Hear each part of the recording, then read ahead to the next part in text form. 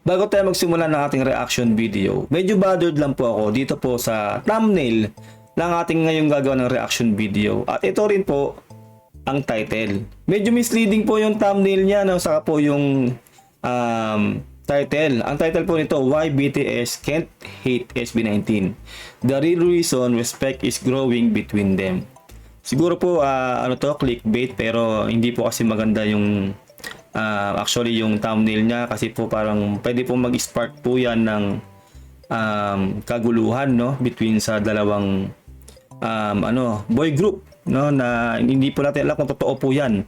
Kasi po yung nakita niyo naman po, no, pinost ko yung yung thumbnail niya na yun nga, hate nga daw ng BTS ang SB19. Para po malaman natin ang konteksto ng ating reaction video, panoorin po natin ang video niya. Pero bago lahat, huwag niyo kalimutan na mag-subscribe dito sa ating channel para updated kayong lahat kapag naglalabas tayo ng itong reaction video. Simulan na po natin ating reaction. Let's do this. Something strange is happening in global pop, and almost no one is saying it out loud. A group from the Philippines is rising fast. Not copying, not chasing, but building something different. And the biggest K-pop group in history, they can't ignore it anymore. Because this isn't rivalry. This is something more dangerous, parallel power. SB19 is doing what only a few have ever done, turning a local movement into a global force. And whether fans like it or not, this changes everything. Kung ano man yung layunin po nito ni BTS x SB19, no, sana po sa tingin ko po bago po siyang YouTuber, no, kasi po 1.86k pa lang po ang kanyang subscriber. Pero payo ko sa iyo, kapatid, ano, wag mo na masyadong gamitin yung clickbait, kasi pwede kang ni YouTube din diyan. Pwede ka ring lalo kung misleading, no. Pwedeng magkaroon ng yung channel mo ng violation, kasi hindi yan ito-tolerate ni YouTube. Kasi po ako medyo matagal na ako ng YouTube, kapatid.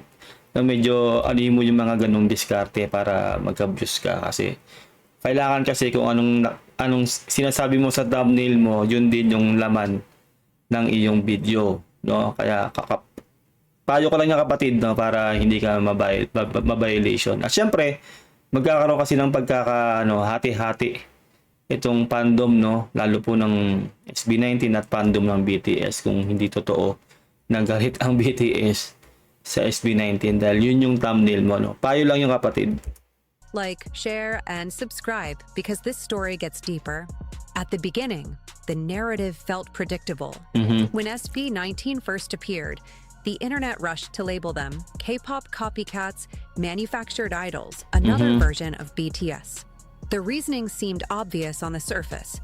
A Korean-style training system, synchronized choreography, polished visuals, and a level of performance precision rarely seen in the Philippine music scene at the time. Yes, talagang sila dumaan doon sa talagang Korean style na pagbuo ng talent, kasi hawak sila noon ng show BT. Pero ngayon hindi na ganoon.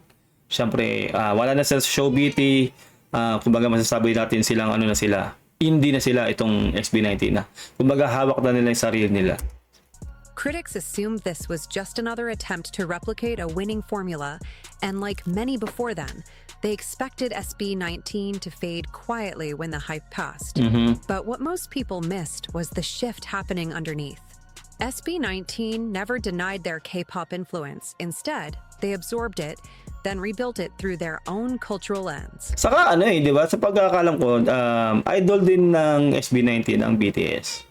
Kasi nga, di ba, kung alam nyo, di ba, sumali pa sila noon sa dance contest, di ba, sa meron silang nagpa-picture sila sa nagpunta sila ng South Korea, tapos nagpa-picture sila sa BTS, kasi idol din talaga nila ng BTS. Kaya iniisip ko, no, kung clickbait ba yon, kasi itong video na to, kasi di ba misleading kasi yung thumbnail niya saka sa title niya. Sa thumbnail niya sinasabi dito ni BTS x SB19, galit ang BTS sa SB19. Tapos yung title niya, Why BTS Can't Hate SB19. Di ba? Misleading. Kumbaga magkaibang termino.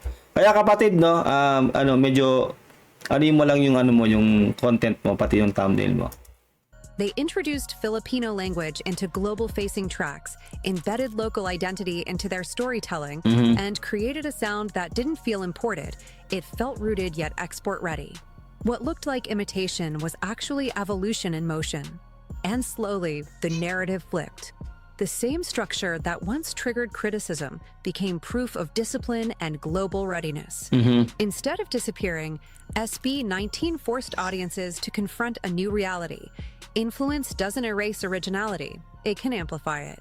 What started as dismissal turned into recognition, and that reversal is exactly what made their rise impossible to ignore. In an industry So where wala pa po tayong na na sinasabi niya rito na yun nga na may galit ang BTS sa SB19. Parang nakapokus siya kung ano yung goal o yung anong naging journey ng SB19, no, na parang hindi nga sila sumunod doon sa K-pop way, no. Kaya para sa akin, no, sa gantong kaiksi pa lang na video na napapanood natin, pansin nyo, hindi ko ako basta nagko-comment. Ina-analyze ko kasi kung meron ngang sinabi yung BTS kung galit sila sa SB19 o hindi, di ba? Parang yun nga, naging misleading po yung video. rivalry narratives drive clicks and fan wars fuel engagement, SB19 chose a completely different path, one that quietly changed the entire conversation. From the beginning, members of SB19 have openly acknowledged their admiration for Yes. BTS. Yun nga, kasi sabi ko lang, di ba, talagang idol din nila tong BTS. Wala pong masama doon. Di ba? Kumbaga, hindi mo natin pwedeng, hindi natin pwedeng pag-awayin tong dalawa to, no? Unang-una yung BTS, na rin yan, sobrang sikat na rin yan, di ba? Ito po yung SB19, papunta pa lang doon, di ba? Kaya, para sa akin, no, sa mga content creator na lalo po ganito na reactan natin to, kaya po ni-reactan ko kasi nakita ko kasi yung thumbnail niya, no. Tapos misleading yung title. Parang na-curious ako talaga na kung ano ba talaga nilalaman nito, kasi parang wala naman din ako nababalitaan na galit nga yung BTS o insecure man, di ba, dito sa sa SB19. Kaya yun nga, syempre pag kumalat tong video to, tapos syempre English pa to, malamang mapapanood to ng mga ARMY, di ba? ARMY yung pangalan ng fanbase ng baka mag-spark baka magkaroon ng pag-aaway o ng fandom war na hindi po maganda yon, lalo't hindi po totoo na may ganong sitwasyon, di ba? Kaya kapatid, ingat lang, no? Kaya kaya ako talaga nagawa ng reaction video to kasi nga ganun nga. Gusto ko talaga malaman kung ano yung nilalaman ng video mo. Even performing dance covers of their songs before debut. That detail might seem small, but in global pop strategy, it's powerful. Because instead of positioning themselves as competitors trying to dethrone a giant, SB19 framed themselves as artists shaped by that giant's impact. There's no shade, no subtle disos, no attempt to rewrite the narrative. They recognize BTS as a foundational force. And that changes everything. When an emerging act openly credits a global phenomenon, it removes the tension that usually fuels division. O, di ba, wala po talaga, wala yung sinasabi niya na yung sa thumbnail niya, misleading po talaga yon. Kaya yun nga, parang hindi po para sa akin, no, opinion ko, hindi maganda yung para lang mapanood yung video mo ay maggagawa ka ng ganong usap na hindi naman totoo. Di ba? Pwede kasing mag-spark talaga to ng fandom war dahil syempre yung mga ARMY, mahal nila syempre yung kanilang yung BTS, tapos yung tayong mga 18, di ba? Mahal natin ng mahalima itong SB19. Kaya ganoon, kaya wag sana yung gantong content, no. Kumbaga, dapat maging straightforward ka. No, papanoorin naman ng ng mga tao yung video mo kahit na hindi ka na mag-clickbait, 'di ba? Lalo't kung pwedeng pagsimulan niya ng matinding gulo. It becomes harder to build a versus storyline when one side refuses to play that game. More importantly, it reframes their rise as continuation rather than confrontation. SB19 didn't arrive to replace BTS. They arrived in a world that BTS helped create. Saka hindi talaga, hindi intention yun ng SB19 na kumbaga sila yung papalit o sila sa BTS. Hindi ganoon. May sariling lane ang SB19. Unang-una hindi sila K-pop artist, P-pop artist sila, di ba? Pilipinas sila, South Korea yung BTS. Hindi ganoon, no. That level of respect does something strategic. It aligns both groups within the same larger movement instead of opposing lanes. And in that context, the idea of hate doesn't just feel unlikely, it feels illogical. Because you can't reject something that ultimately reinforces your own legacy. Let's be real, BTS didn't just succeed. They changed the rules of the global music industry. Saka syempre, kaya rin sobrang successful ng BTS. Although hindi ko talaga hindi ko talaga kilala tong mga to dahil hindi ko talaga sila sinusundan at wala akong alam na kanta nila. Real talk po yan, real talk, hindi ko talaga alam.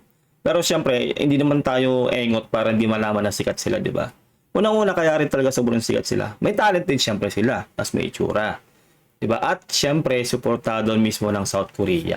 Lalo po yung kanilang gobyerno. Kasi nga po, ano nila yan kumbaga, ekonomiya nila yan 'Di ba? Talaga yung gobyerno nila sinuportahan tong K-pop in general, 'di ba? Kaya ganyan sa kasikat ang K-pop.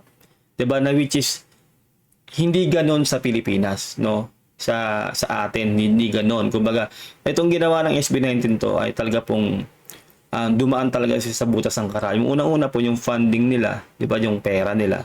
Sila lang 'yon, 'di ba? Walang suporta ng gobyerno, walang suporta ng kung sino. Kumbaga talagang ginrind nila yung kanilang yung trabaho nila na to, 'di ba? Bilang silang mga artist o entertainer itong SB19. Kaya magkaibang lane sila kasi unang-una hindi nga suportado ng gobyerno ng SB19, sariling sikap sila. At itong BTS o yung K-pop in general, suportado ng gobyerno nila. Yun ang kaibahan. Before them, breaking into Western markets as an Asian act felt nearly impossible. But BTS flipped that narrative through chart domination, cultural impact, and one of the most powerful fan-driven movements in modern music. Di ba nga kailan lang, di ba, kababalik lang ng BTS, di ba? Hindi ko lang alam kung anong event yung, kung concert lang ba yun, di ba?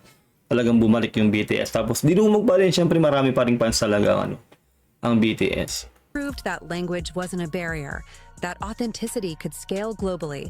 Di ba, yun na nga, di ba? Ang sa atin lang, lamang talaga tayo lamang ang Pilipino dahil tayo ay nag-i-English, di ba? Paano pa kaya yung South Korea o yung mga K-pop? Hindi sila nag-i-English. Hirap sila mag-English pero di ba nakapasok sila o nakapenetrate sila sa international scene. Di ba? Isipin nyo na lang kung talagang may suporta tayo ng gobyerno natin, lahat ng artist natin, hindi lang P-pop 'Di ba? Kung nasuportahan yan, pag puputok yan, 'di ba? Binigyan ng matinding budget at ng panahon. Pati yung mga media natin talagang pinopromote ang ating mga artist. Hindi lang P-pop buong mga artist natin. Makikilala rin po sa international. Dapat noon pa ang ating mga Filipino artists. Real talk yan. And that fandom could rival traditional industry power. Now here's where it gets interesting. When SB19 entered the scene, they didn't walk into the same world BTS started in. They stepped into a world BTS had already reshaped. The doors were open, but the expectations were higher. And instead of copying the exact formula, SB19 chose a different path. They leaned heavily into Filipino identity, blending Tagalog and English seamlessly. Well, dapat lang, no? Dapat lang talaga na ang i-promote nila yung pagiging Pilipino nila. Siyempre, hindi naman sila Koreano ganun yan Saka, yung pagkakaiba nga talaga, ay yung makinarya ba na masasabi natin, walang gaanong matinding makinarya ang SB19. Pero nakita nyo naman ngayon, di ba? Unti-unti nang nakikilala internationally ang Mahalima. Ganon katindi ang SB19. At sana sumunod na rin dyan yung ating mga ibang artist, no? Hindi lang po sa P-pop. Lahat po ng artist na Filipino artist. Sana po maka-penetrate na rin po sa international. Embedding local narratives into their music and presenting a cultural voice that felt distinct rather than derivative. Their storytelling isn't just about global appeal. It's about rooted authenticity that travels. This is where the shift happens. SB19 isn't trying to be the next BTS. They're proving that the path BTS created isn't one lane. It's a blueprint with multiple directions. And that expansion makes the movement bigger, not competitive. At unang-una kung pag-uusapan yung mga pop-pop na yan, mga K-pop hindi ang nagbukas ng lalo sa K-pop, no? Hindi yung BTS ang nagbukas ng gate o ng niyan sa sistema diyan sa K-pop, 'di ba? Correct me if I'm wrong Alam ko Big Bang. Correct me if I'm wrong, hindi wala akong gano'ng knowledge diyan pero ang talagang pinapakinggan ko lang diyan talaga sa K-pop. Kasi medyo thunderstruck, di ba? Yung talaga yung ka-level ng di ba? Yung ka-wavelength, kumbaga na tanggap ko pa na nasundan ko kahit paano noon. Yung Big Bang. Yun yung mga OG, di ba? Correct me if I'm wrong, no? Pero yun talaga. Itong BTS, kumbaga, kumbaga nakinabang na sila sa ginawa ng Big Bang noon o yung mga nauna pa na K-pop idols o K-pop artists noon, di ba? Kaya hindi natin masasabing yung BTS yung nagbukas ng gateway o ng ano diyan sa K-pop, no? Parang gano'n, hindi. At actually, hindi rin ang SB19. Dahil marami pa pong naunang mga P-pop noong araw. Sila lang talaga, ito lang talaga yung SB19 talagang namayagpag talaga na ngayon breaking barrier na talaga sila sa international scene, di ba? Kumbaga world recognized itong SB19. Sila na ngayon, kumbaga pag sinabing P-pop, sila na talaga yung batayan ngayon yung SB19, gano'n. Pero may nauna pa rin po sa SB19, hindi po sila yung nagsimula ng lahat. Para po malinaw lang yan. This is where the conversation moves beyond music and into something deeper, structure, power, and origin. The rise of BTS is closely tied to the strength of the Korean entertainment system, a highly organized, well-funded industry supported by years of government-backed cultural export strategy. Yun nga di ba? Nakita niyo, di ba? At talagang suportado ng gobyerno nila. Kaya talagang madali silang kumbaga pinopromote ka ng gobyerno mo eh. 'Di ba? Iba yung ibang level 'yon. Pero 'di ba nakita naman natin ngayon yung Mahalima? Walang suporta ng kahit sino. 'Di ba? Bukod sa 18. 'Di ba? Self-made sila. Pero nakita niyo 'di ba? Ngayon namamayagpag ang SB19, no? At talaga pong nagpe-penetrate na sa international scene. At yun nga na sinasabi ko, di ba, lalo pag napanood na sila sa Lollapalooza, nag-perform sila doon na malalaman ng buong mundo na talagang merong mahusay na P-pop group, no, na nanggaling sa Pilipinas. At yan ang SB19. K-pop isn't just music, it's a national project built with infrastructure, training systems, global partnerships, and media reach. Isipin nyo, no, kung ganyan din ang Pilipinas, no, kung sinusuportahan din ng ating mga artists, hindi lang po P-pop ha, majority ng Filipino artists, may suporta ng gobyerno, napopromote ng mga media natin, di ba? As in lahat nakasuporta. Pati po yung mga atleta natin, kung ganun din. Nako, gaganahan talaga ang ating mga artists at ating mga atleta na talaga pong galingan nila yung kanilang performance. No, kasi may suporta eh. Pero alam naman natin na Pilipinas tayo eh, ganoon talaga. Siguro hindi pa siguro ngayon yung panahon na ano ng gobyerno natin na suportahan ng ating mga artist at ating mga atleta. Pero sana talaga no, merong magpaabot no ng dialogo sa ating mga nasa kinauukulan no na suportahan ng ating mga Filipino artists at ating mga athletes no para ganahan at talaga pong mamayagpag ang ating mga Filipino artists. Now compare that to SB19. They come from the Philippines, a country with incredible musical talent, but without the same level of global industry machinery. Tama. No massive export system. No dominant global entertainment pipeline. What SB19 had instead was limitation, and that limitation became pressure that shaped their identity.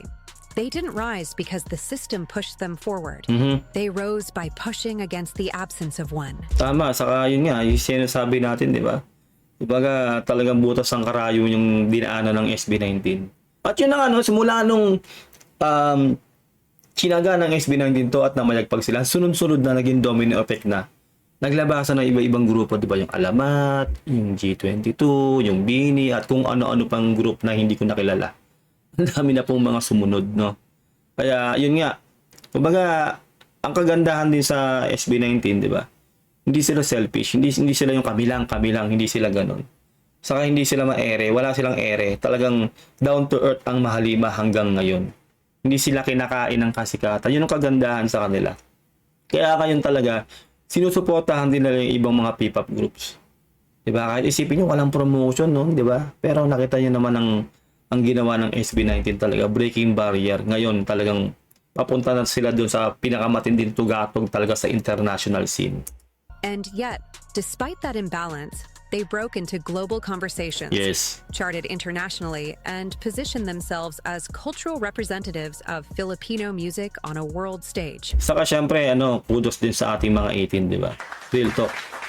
Kasi solid talaga sumuporta ang 18 sa Mahalima. Kaya talagang namamayagpag din talaga tong SB19. Isipin niyo ang ganda ng kombinasyon, no? 18 saka SB19. Talagang hindi pa pwedeng SB19 lang yan. Pag nawala ang 18 sa SB19, hihina talaga tong SB19. At kung walang SB19, wala ring 18, di ba? Alam nyo na yung ganun. That contrast is powerful. One group emerged from structure, the other carved a path through resistance. And that's exactly why SB19 stands out. Because when success comes without the safety net of a system, it doesn't just gain attention, it earns respect on a completely different level. Tama. This is where the story shifts from impressive to disruptive. SB19 is no longer operating under a traditional idol system. Yes. They've stepped into something far more powerful, self-management through their own company, Onesie Entertainment. Saka yun ang sobrang masasabi nating suntok sa buwan. Di ba yung ginawa nila na yan? At talagang mahirap na maging indie, no? Independent, kumbaga. Walang nagmamanage sa kanila. At kagandahan lang din talaga na ginawa nila yan. Kasi nga, magagawa nila yung creative mind nila gagana. Lahat ng gusto nilang gawin na proyekto, kaya nilang gawin. Kasi walang magbabawal sa kanila. Walang magkakahon sa kanilang management. Di ba? At hindi rin mangyayari sa kanila yung sinasabi ko sa inyo na gawa natin reaction video. Yung sinasabi ni JR na pwedeng nalalamangan sila ng mga managers, 'di ba, na 100,000 yung kontrata, 10,000 lang yung mapupunta sa kanila, 'di ba? Nagawa na natin ang reaction video yan. Kasi nga ngayon ang SB19 hawak na yung sarili nila, meron silang Onesie Entertainment, 'di ba? Yun. Kaya lahat ng endorsement deal, lahat ng mga commercials o whatever, kung ano man yung pumapasok sa kanila talaga napupunta. Lahat, 'di ba? Ganun katindi ang ginawa ng SB19. Talagang sundok sa buwan yan at mahirap yan kasi sariling pera nila yung ginagastos nila sa lahat ng mga gagawin nilang proyekto, sa mga tours at sa lahat-lahat na. Pero 'di ba, malaking advantage din talaga dahil talagang sa kanila lahat mapupunta ng mga revenue. 'Di ba, ganun yun. And that single move changes everything. In most idol structures, decisions are filtered through layers, creative direction, release timing, branding, even personal expression. But SB19 removed that barrier. Now they control their music, their image, their rollout strategies, and most importantly, their connection with fans. Yes. This isn't just independence, it's leverage. Because when artists understand both the creative and business sides, they stop being products and start becoming platforms. Compare that to traditional systems where even global acts like BTS had to evolve within structured frameworks before gaining autonomy. Kaya 'di ba sa hindi man sa sa K-pop, 'di ba? Maraming hindi nakaka-survive na K-pop artist. Kahit sa artista nila. Kasi meron silang sistema talaga kaya kailangan hindi ka tataba. Meron talagang weight limit sila, 'di ba? Ganun mahirap talaga yung kumbaga, para silang nakatahon talaga yung mga K-pop artists. No, at yun nga, talaga pong hindi sila basta pwedeng makita kung saan-saan lang. Hindi sila pwedeng basta magrelasyon. 'Di ba na, kumbaga yung pagiging tao nila nawawala na, 'di ba? Kasi nga pinag-iingat sila sa sistema nila sa K-pop. 'Di ba? Kaya nga hindi mo sa maraming tinatapos nila yung buhay nila, 'di ba? May mga hindi nakakayanan. 'Di ba? Lalo yung nagkaroon ng malaking scandal sa kanila, 'di ba? Yung scrutiny, hindi nila makatanggap yung gano'n, kaya ganun yung nangyayari. Pero dito po sa atin sa Pilipinas, sa Pilipinas mga P-pop artists, hindi po gano'n. May kalayaan, kumbaga. Lalo't kung ganito tulad sa SB19, 'di ba? Hindi sila hawak nila yung sarili nila. Walang magbabawal sa kanila kung anong gusto nilang gawin. 'Di ba? Yun yung pinakamatinding advantage talaga ng SB19. SB19 accelerated that process. They didn't wait for control, they built it. And that's why this model feels dangerous to the industry.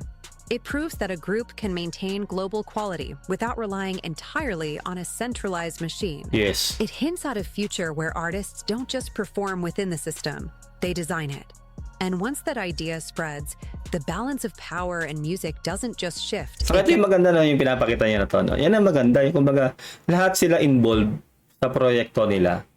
'Di ba? Hindi yung may mag-uutos sa ganito gawin mo, ganito gawin niyo, wala silang say. 'Di ba? Lalo po si Pablo, 'di ba, isipin niyo siya talaga yung behind the songs 'di ba? Saka sa sa music nila 'di ba? Talagang si Pablo yung utak sa mismong mga kanta nila ng SB19. Siyempre si Buja, yung sa creative, lahat sila may ambag sa kanilang mga proyekto, yung maganda. dito sa sitwasyon ng SB19. Gets rewritten. In today's music landscape, success isn't just measured by streams. It's measured by how far a song travels beyond its core audience. And this is where SB19 shows a completely different kind of strength. They don't just rely on their fan base, they activate the algorithm. Tracks like Gento didn't explode because of traditional promotion. They spread because they were built for replay, for movement, for participation. The choreography became a viral challenge. Saka maganda kasi sa SB19 nga, hindi sila nawawalan ng social media presence, no. Kada lahat ng galaw nila nasa social media talaga. Lalo't individually din ng mga social media nila, meron silang post. Hindi pwedeng wala. 'Di ba? Kaya talagang kakalat talaga kung ano yung nagiging proyekto nila. 'Di ba? At ang kagandahan din, bulatan yung kanilang mga proyekto. Kaya yung mga fans, 'di ba, yung 18, na-excite talaga sa mga nilalabas nilang proyekto kasi magugulat na lang tayo, may ganito na, may ganito, may ganyan, di ba? Yun yung maganda. Sa alam niyo yung sawa, walang sawa dahil unang-una kahit sa mga visuals nga lang nila, di ba? Iba, kada labas nila iba-iba. Magiging ganito yung buhok ni Josh, magiging ganito yung buhok ni Ken, magiging ganito.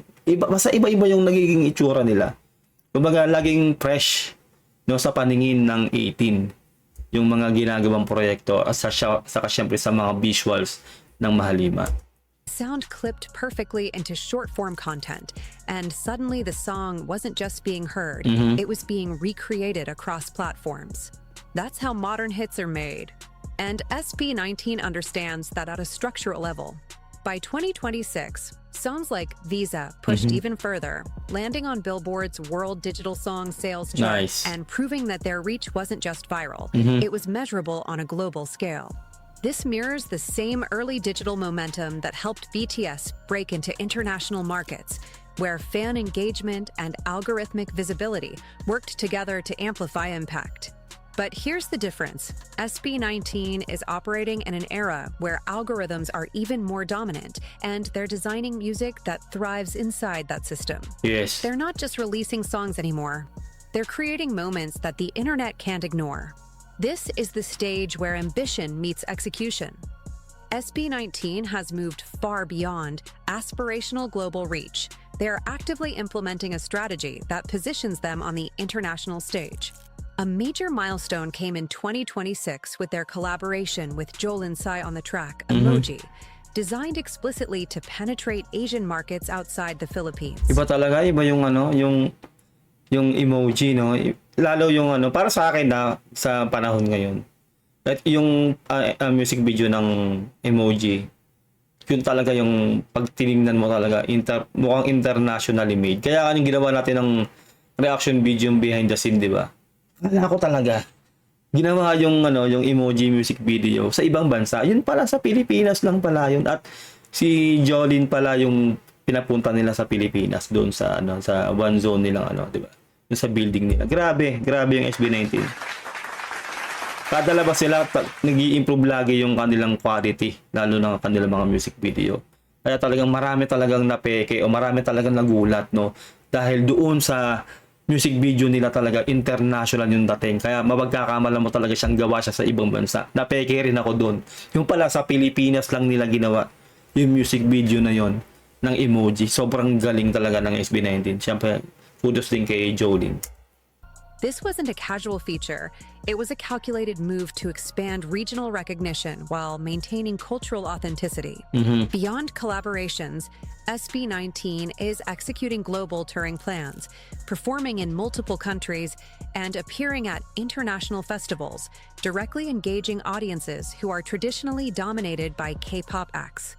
This approach mirrors the expansion blueprint pioneered by BTS, strategic international targeting, diversified markets, and fan-centered content. Hindi yung BTS nag-pioneer ng mga ganon.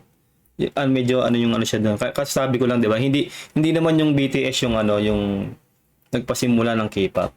No, sila lang talagang pumutok talaga. No, correct me if I'm wrong, yung BTS. Pero hindi sila nag-pioneer ng mga ganung bagay, 'di ba? Alam naman ako pala, react ako talagang ininanamnam ko, 'di ba, yung mga sinasabi at yung Kaya yung opinion ko yung mga sinasabi ko dito sa video na to. No, sa kapatid natin dito sa may-ari, no, kay BTS SB19, no. Kap, no, ano lang to, opinion ko lang to mga sinasabi ko kasi yung, hindi yung BTS yung nagpasimula ng ganun.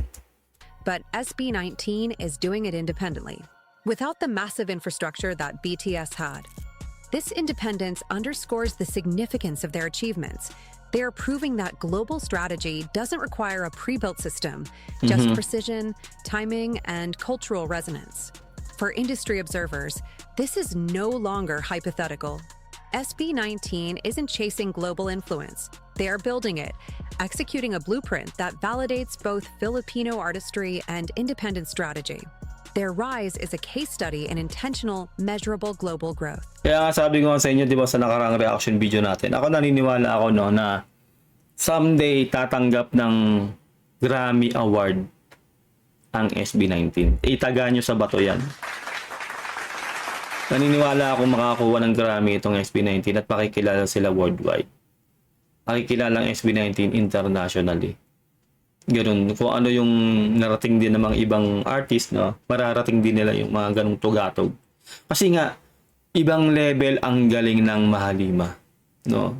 Kaya talagang ako naniniwala ako na hindi lang Grammy, kung anumang awards pa yan internationally, makakakuha yan ang ating Mahalima. One of the most underappreciated aspects of SB19's rise is their fan base, Aten, whose energy parallels the early development of BTS's army. This isn't just casual fandom, it's a highly engaged, loyal community that actively drives visibility, promotion, and cultural relevance for the group. Yun talaga, no? Ay, syempre 18. Ibang level talaga sumuporta ang 18. No, lahat ng galaw ng SB19 andoon yung 18. Lalo pag sa Wish Bus sila, di ba? Grabe, dinudumo sila sa Eton Centris, kung saan man sila mag-perform sa Wish Bus. Andoon lahat ng concert ng SB19 sold out. Di ba? Nagto-2-day nag-concert sa sa Philippine Arena. Alam niyo kung gaano kalaki yung Philippine Arena, di ba? Sold out. Di ba? Ganoon katindi sumuporta ang 18 sa SB19. Kaya sobrang pinagpapala rin talaga ang SB19 kasi meron silang fandom na 18 na talagang hindi sila iniiwanan since day one. Aten fans participate in parasocial engagement, forming deep emotional bonds with the members, sharing content, and amplifying releases across social media platforms. Saka syempre nakikita rin talaga ng SB19 yung effort yung effort ng fanbase nila, yung 18. Kasi nga tamo, isipin nyo, no, bihirang-bihira yung grupo o sila yung ina-idol, nagagawa sila ng kanta para sa mga fans nila, di ba? Yung SLMT, di ba? Gumawa sila, di ba, ng kanta para sa kanilang fanbase, di ba? Sa kanilang fandom. Kaya blessed talaga ang SB19 kasi mayroon silang ganung pagtanaw ng utang na loob sa kanilang fanbase, di ba? Na 18. No, vice versa din. Kaya rin talaga sinusuportahan ng matindi ng 18 ng SB19 kasi nga deserve naman talaga silang suportahan. Dahil una-una nga, lagi kong sinasabi sa inyo, mula noon hanggang ngayon, down to earth ang SB19. Yun yung pinakamagandang traits nila. Hindi lumalaki yung ulo nila. Talagang laging nasa lapag yung kanilang mga paa. Nasa sahig lagi yung mga paa. Hindi umaangat. No, kahit na gano'n sila kasikat ngayon, kahit gano'n na silang kayaman ngayon, itong SB19. Ganun pa rin sila sa dati. Sobrang down to earth ng Mahalima. They recreate dances, trend hashtags, and even organize online voting campaigns, demonstrating a level of dedication that turns fandom into an operational force. This mirrors the mechanics behind ARMY's early contribution to BTS's global momentum, where engagement, content creation, and collective action transformed visibility into measurable influence. The difference is context. SB19 fans operate in an era dominated by TikTok, Instagram Reels, and algorithm-driven content. At yun ang talaga labanan ngayon, di ba? Social media presence. Kaya kailangan talaga lahat tayong mga 18, no, maging nakasupport sa lahat, no, sa lahat ng social media para suportahan tong SB19. Kasi ganoon na yung labanan ngayon social media na. Kasi pag matindi yung presence mo sa social media, parang apoy nakakalat. Malalaman ng iba't ibang lugar, iba't ibang bansa, na maku-curious sila kapag nag-trending, lalo na sa X, no? Doon talaga sa X. Kapag nag-trending sa X, talagang makikita ng tao syempre sino tong nag-trending na to, sino tong SB19, di ba?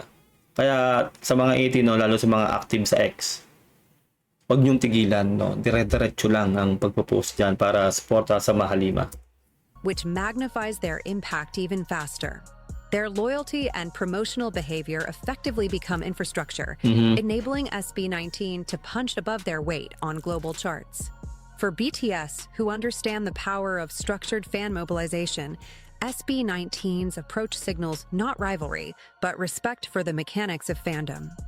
The emergence of Auten as a proactive, organized community shows that modern fandom isn't just supportive, it's foundational, capable of shaping industry outcomes and accelerating the rise of an act independently of traditional systems.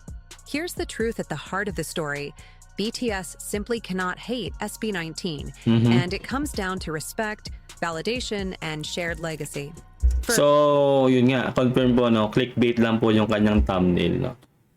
Kaya ako rin po talagang ginawa ng reaction video to kasi nga na-intriga ako doon sa thumbnail niya. Tapos iba kasi yung title, no. Kaya yun nga, clickbait na kapatid na medyo hindi maganda kasi yung thumbnail mo nga, no, BTS hates SB19 sabi mo doon. Pwedeng mag-clash kasi ito, pwedeng magkaroon ng war, no, yung mga fandom na next time, no, medyo ano mo yung thumbnail mo kasi hindi maganda yung magki-create ka ng ganong narrative na baka pagsimulan yan ng alam niyo naman pag sa mga fandom, mga sensitive yung mga yan eh.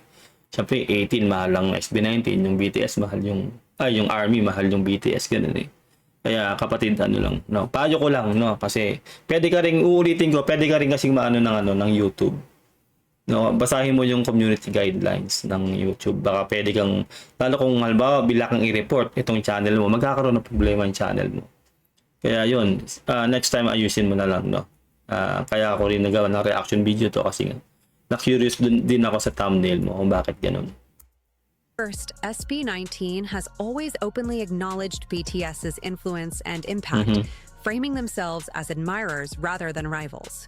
They have never attempted to encroach on BTS's core markets with Well, wala naman talagang rivalry ang BTS saka magkaibang lane sila. Kumbaga dito dumadaan ng BTS, dito dumadaan ng SB19. Magkaiba sila ng landas, hindi ganoon. Walang rivalry ganoon. At unang-una, sobrang milya-milya na rin yung layo at unang-una, 'di ba, yung BTS, 'di ba? Idol nga sila ng SB19, 'di ba, ganoon. Yung SB19, yung Mahalima natin ngayon pa lang, ito pa lang sila. 'Di ba? At ang layo ng K-pop sa P-pop, hindi eh. Sa language pa lang, 'di ba, magkaiba eh. Iba yung tinatahak ng K-pop sa P-pop. Yun yung pinakamatinding punto ron. Or create competitive tension. Instead, they have carved their own distinct path while honoring what came before. Second, by succeeding globally, SB19 validates the very blueprint that BTS created, showing that Asian acts can achieve international prominence without abandoning their cultural roots. Marami akong ganito kasi ako pag ano ka talaga, ano ka sa hip-hop, ano kasi ako, di ba? Marami akong gusto kontrahin sa mga sinasabi niya rito, pero hindi ko na lang kasi basta marami siyang sinasabi dito na hindi totoo, di ba? Na hindi ganoon. Hindi yung BTS yung nag-create ng ganoon, ng ganito, ng ganyan, di ba? Bilang kami sa hip-hop kasi ano kami, prangka kami, ganoon. Pero syempre, yun nga, unawain na lang natin yung sinasabi niya na yun. Syempre, content niya to eh. Pero syempre bilang tayo ay alam naman natin totoong nangyayari at alam natin yung totoong history ng mga bagay-bagay. Alam na natin yung totoo, di ba? This reinforces BTS's pioneering role rather than threatening it. Third, SB19's rise demonstrates that global audiences are ready for multiple acts from the region, proving that success is not zero-sum. To express hate toward SB19 would be to reject the reality that BTS helped shape, and that's something impossible for a group that understands the value of cultural influence. In short, SB19 doesn't compete, they complement. Their achievements highlight a larger ecosystem that BTS opened, one where respect, recognition, and shared success outweigh rivalry. Hating SB19 would be illogical. It would mean disowning the very global change BTS worked to create. Mag-comment kayo sa baba no kung sa loobin nyo sa mga sinasabi nito ni BTS X SB19. Kasi ako po talaga, wala po talagang dahilan para mag-away ang BTS sa SB19. Wala po talagang dahilan yon. Kumbaga siguro naging konteksto na lang talaga niya para panoorin yung video niya na may gano'n siyang naratibo sa thumbnail niya. Dahil yung laman naman po ng video niya, di ba, hindi naman po gano'n. No? Kumbaga, lawakan na lang natin din yung ating pangunawa. Tayo na lang po yung umunawa sa kanya na kung bakit niya ginagawa to, kung bakit niya may ganito siyang content. 'Di ba? Unang-una po, hindi naman sa pag-aano, no? Hindi naman po sa ano tayo, malaking YouTuber tayo, hindi po ganoon, no? Yun nga, correct pa bro, kung matagal na pong YouTuber to si BTS X SB19 kasi meron po siyang 1.86k subscriber. No, hindi po alam kung strategy niya yon para may manood sa kanya. No, pero nga kung talagang baguhan nga to si BTS X SB19, papayuhan lang kita, no. Yun nga, medyo limitahan mo yung ganun diskarte mo lalo sa mga thumbnail mo.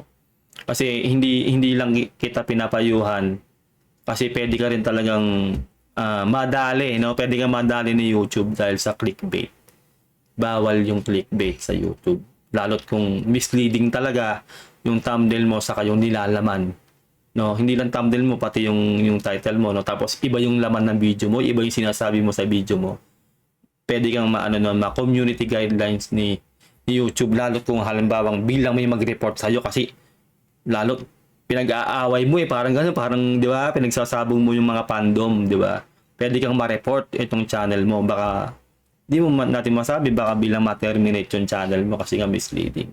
Kaya payo ko sa iyo kapatid, no, ulitin ko.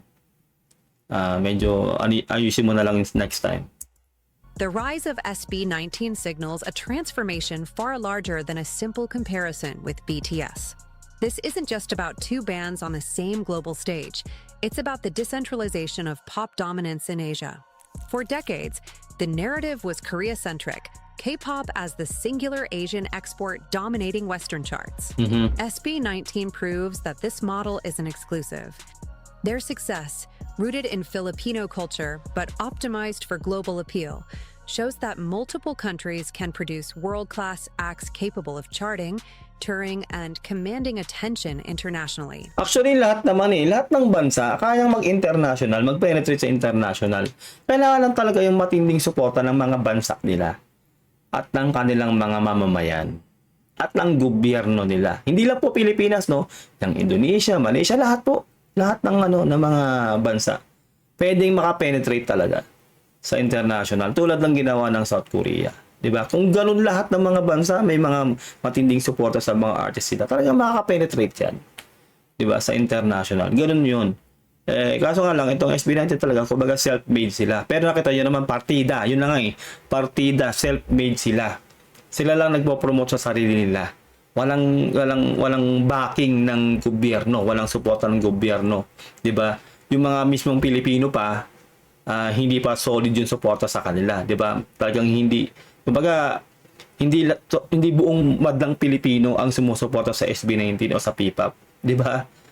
Kaya ganoon kumbaga partida pa 'yun pero nakita niyo naman pumapasok na sa international itong SB19. 'Di ba ganoon katindi? Paano na lang po pala talaga kung talagang todo suporta pa ang lahat ng Pilipino, 'di ba?